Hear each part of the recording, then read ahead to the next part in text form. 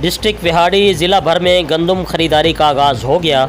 Deputy commissioner Khizar Iqbal Chaudhry और district food controller Shahzad Jafri ने गंदम खरीदारी का इफ्तिताह किया। मज़ीद तफसील नुमाइंदा एशियन न्यूज़ मोहम्मद शमून नज़ीर की इस रिपोर्ट में।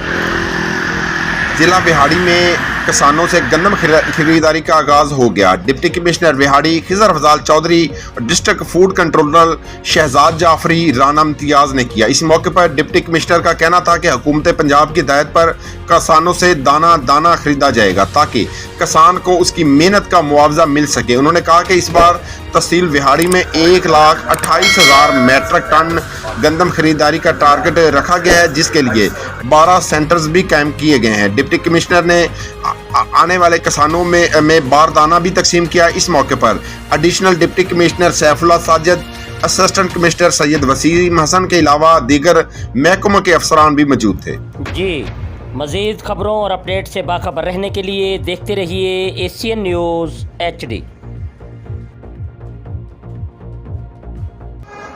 जी बिल्कुल, आज हमने ज़िला विहाड़ी में गंदम की ख़रीदारी की जो मुहिम है उसका आगाज़ कर दिया है।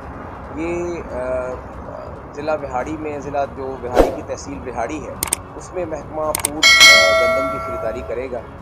हमारे पास जो इस साल का टारगेट है वो 1,28,000 मैट्रिक टन है और हमारे 12 सेंटर्स हैं जो गंदम की ख़रीदारी करेंगे, जिनमें से 2 हमारे परमानेंट सेंटर्स हैं और 10 हमारे फ्लैग सेंटर्स हैं।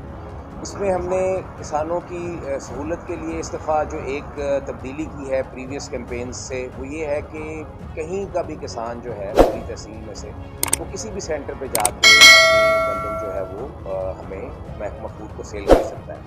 दूसरा ये है कि जो एक पिछली दफ़ा जो कैचमेंट एरिया का एक कॉन्सेप्ट था वो भी इस दफ़ा नहीं है। उससे फ़ायदा ये होगा कि इंशाल्लाह ताला जो हमारा किसान है उसको लंबी लंबी कतारों में नहीं लगना पड़ेगा। हमारे सेंटर्स जो हैं वो सब के लिए ओपन है।